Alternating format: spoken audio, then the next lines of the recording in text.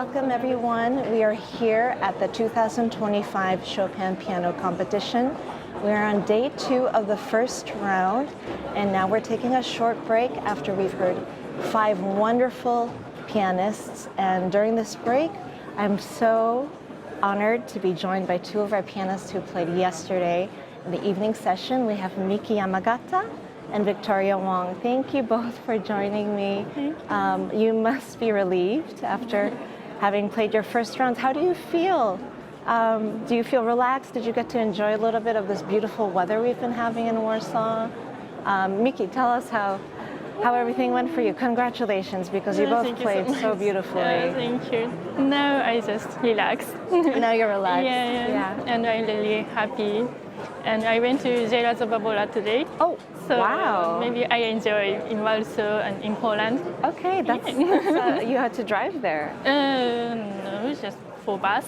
Oh, you took a bus. Okay. But it was a nice day trip. Oh, thank you for coming back to make this. And Victoria, how was your day off? I guess a little bit we can say day off. Yeah, very relieved to have played, and I just, I really enjoyed it. I went out for food after, so I got a nice meal out afterwards, and yeah, it has been a lot better weather right now. Yes, I think the weather really can help with our moods. It affects us.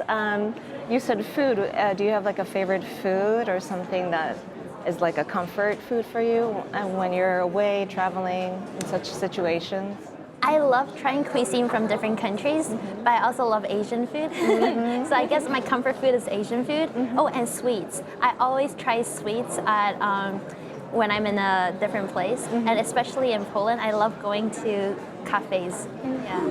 Have you found that like a special Polish dessert here, or something that you've enjoyed particularly in Warsaw? Chopin chocolate. Chopin chocolate. Not Chopin vodka. But no, we want to stay sober. Yeah, for sure. I don't know, I've tried a lot of different desserts here, so I don't think there's like a particular favorite one so far. But we do find bubble tea here.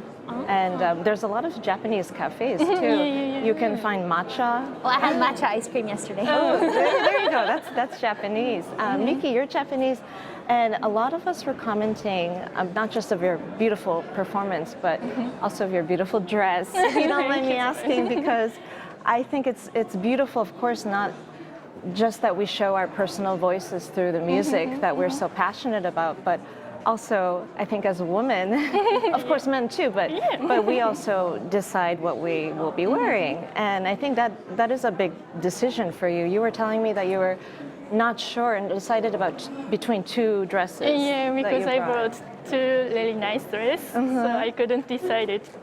But yeah, I chose this kimono dress. Yes. And tell us a little bit more about this dress, about the history. It's very interesting. That kimono dress I bought in Paris, not in Japan.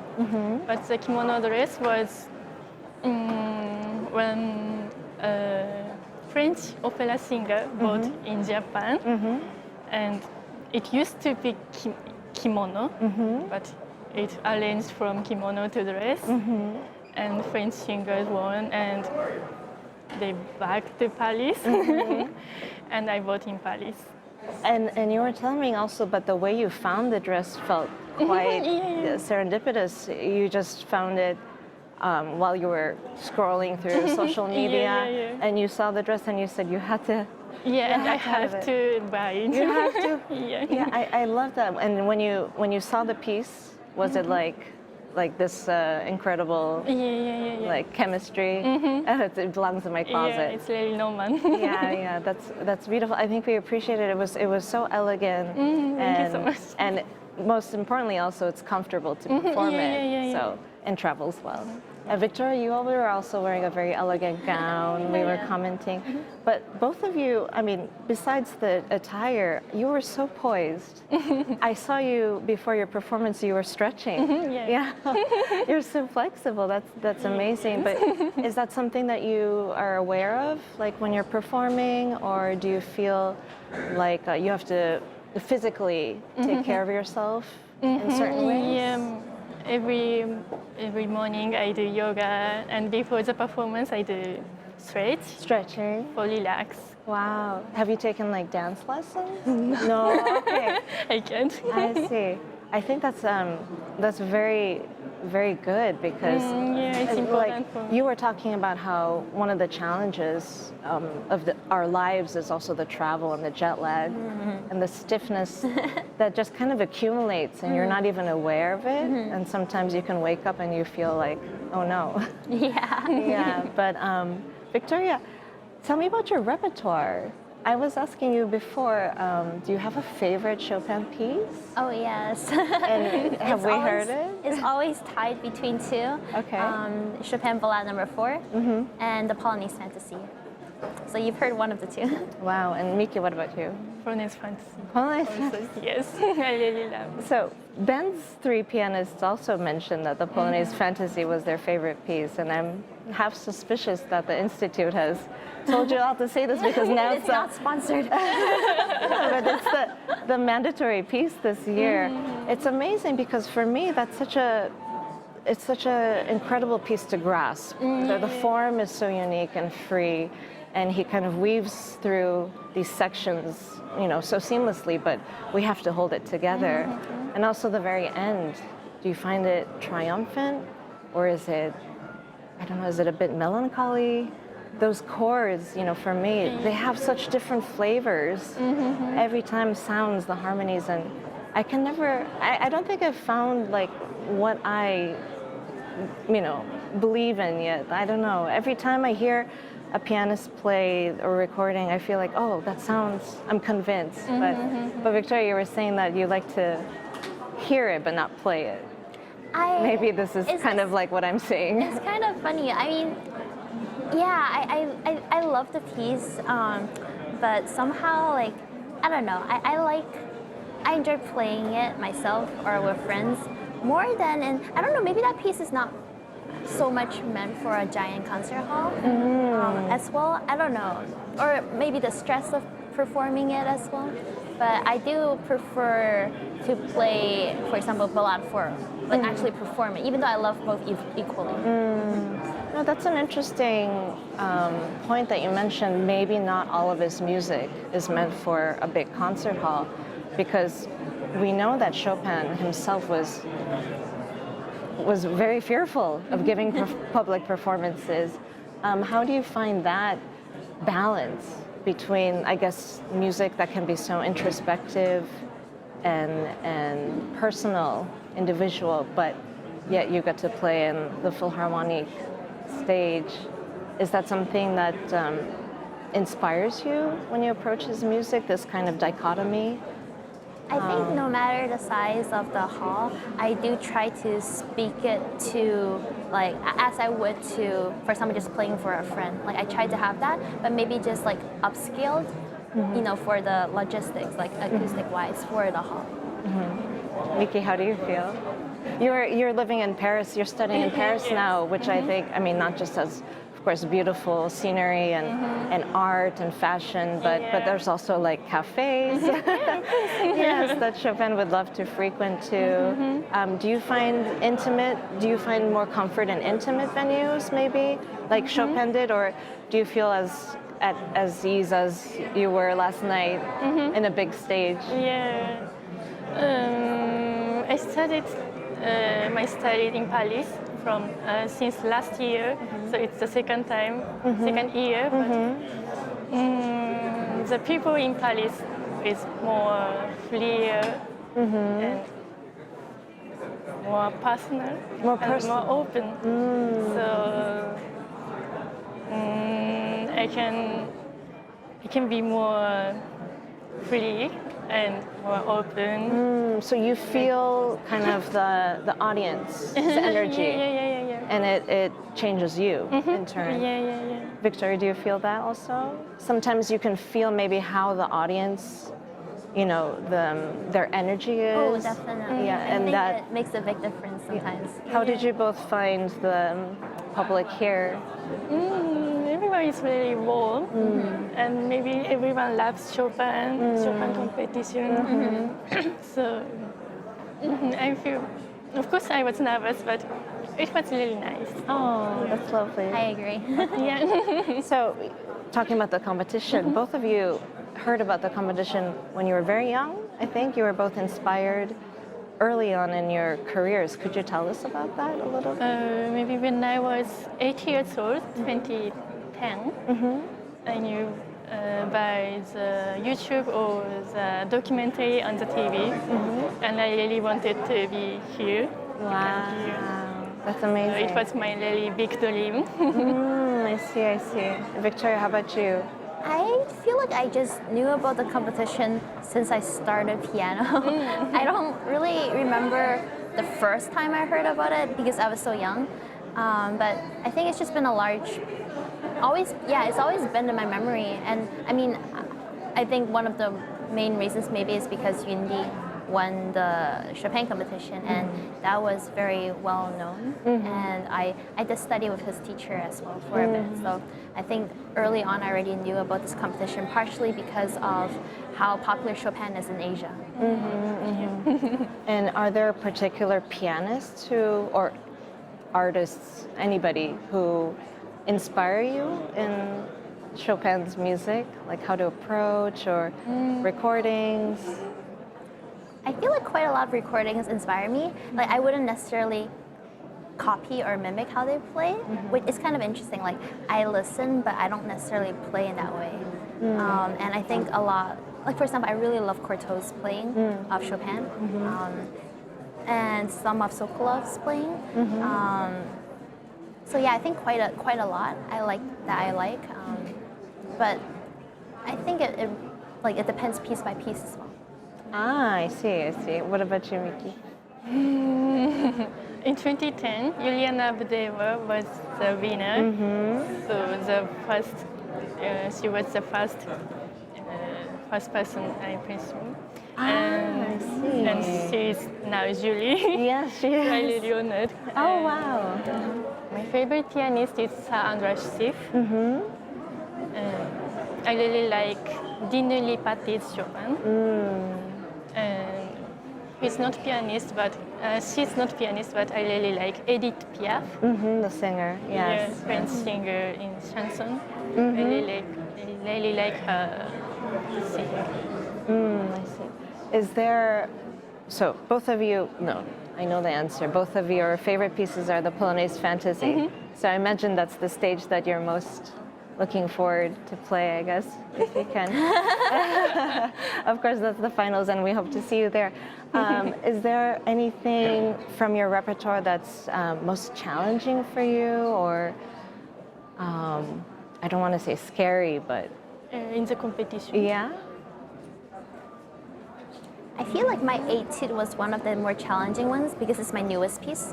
I started it this summer, but that's out of the way now. That's incredible. You started this summer. Yeah. Wow, okay. I wanted to ask both of you, you have some experience with 2021. So it's not your first kind of traverse into the competition. 4 years is, a decent amount of time. Did you know right away that you wanted to come back in 2025, or was it a gradual process? How do you feel like Chopin, these are such historical, kind of life-changing experiences.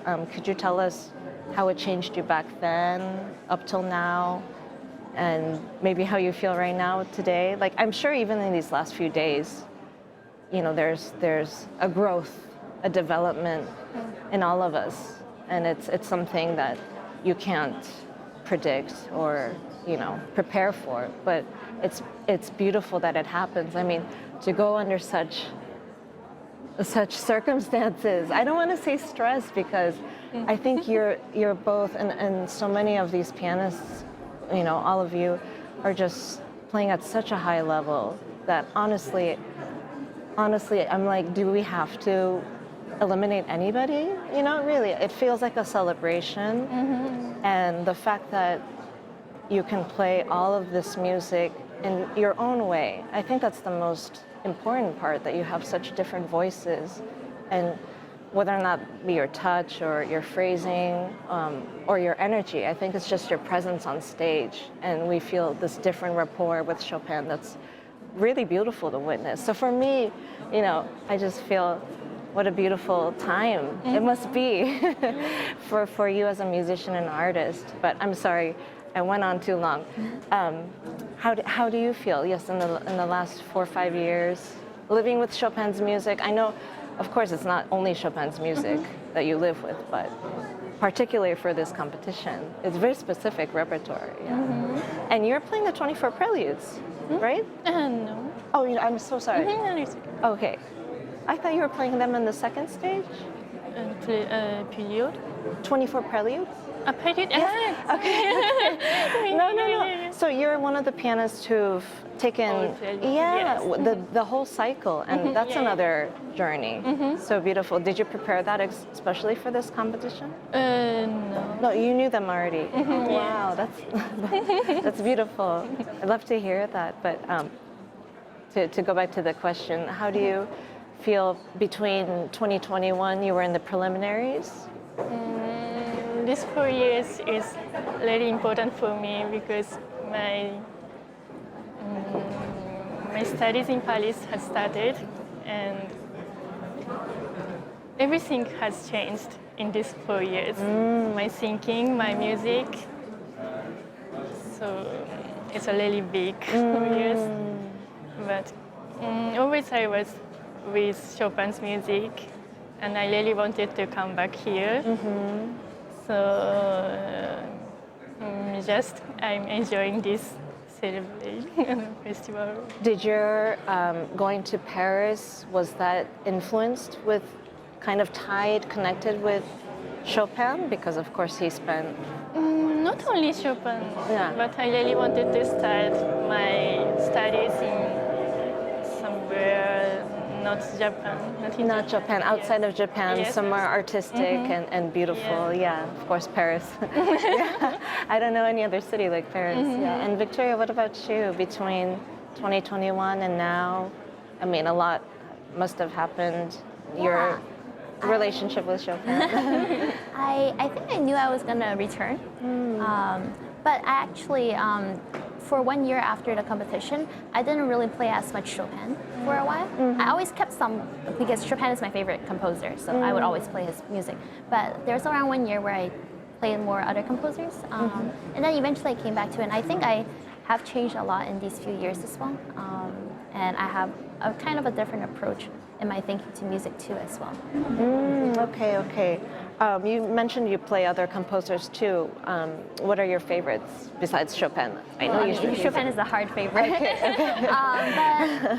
I don't know. I enjoy playing other composers too. Well, not to the same. Sorry, I'm really Chopin biased. But like Liszt, Beethoven, Ravel. Yeah. So. We have such incredible repertoire. We're very spoiled as pianists. And Ravel, have you gone into French music at all? Living in Paris, I imagine. Debussy, Fauré. I really like Fauré. Oh, Fauré. Oh, beautiful. And we were talking about some chamber music of Chopin earlier.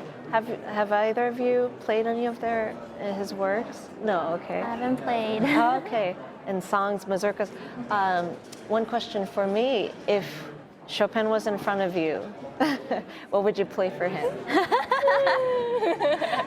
I mean, I would play the Fourth Ballade because I love that piece, and I enjoy playing that one more than, for some weird reason, like I don't know, like I love Pauline's Fantasy as well, but I think I would more so want to play the Fourth Ballade, and I would love to hear how he plays it as well. Miki, what about you? Maybe I will play some mazurka.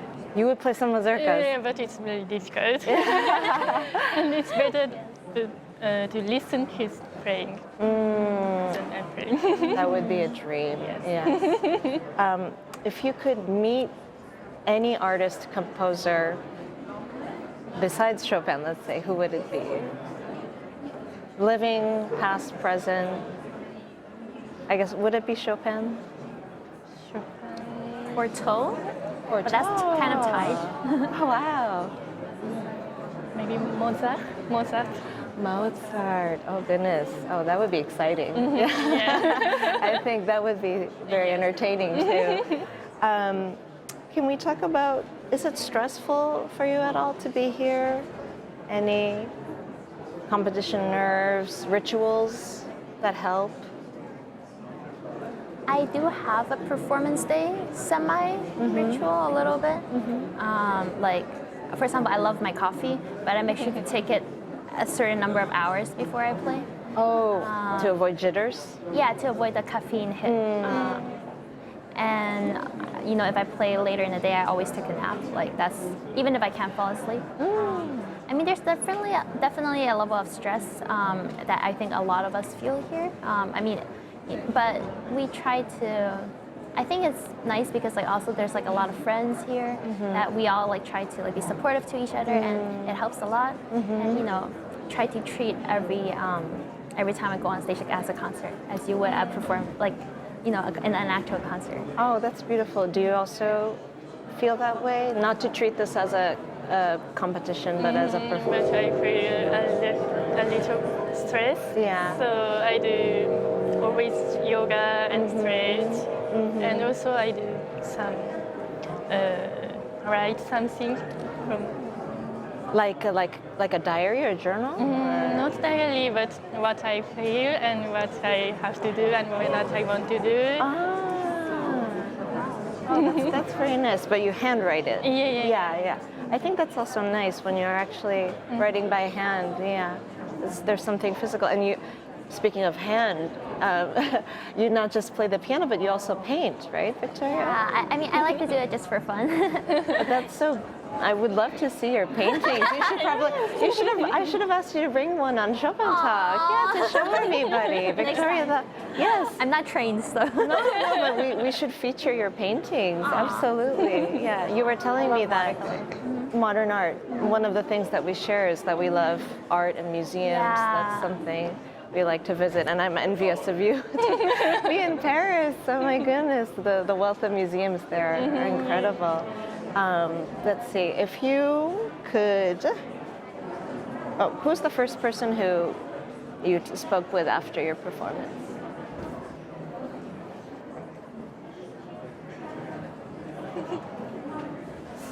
I think there are too many family, friends, I fans. feel like I just got a whole pile of messages at the same time. I know. It's like it happened a year ago, right? Yeah, every day is a new thing. How do you like to relax now? What will you do tonight? Get a good night's rest tonight? Yeah. Will you go out to have dinner now, or? Probably. Yeah. Okay. That's good. Asian food? You're not sure? Maybe. Not I had decided. it yesterday, so it is time to do a little switch. Okay. Maybe Polish? Polish. Polish food. We can go try some duck that Bruce was speaking about. Yeah. Anyway, thank you both so much for being here with us. It was such a pleasure to get to know you and to see both of you, not on stage but with us. And of course, we are looking forward to your future performances. So eat well, rest well, and we hope to see you both again. Thank you so much for tuning in on Chopin Talk during this intermission. We are wrapping up the second day of the first round of our performances. We have 4 more talented pianists, and we hope that you enjoy their beautiful performances. Thank you so much.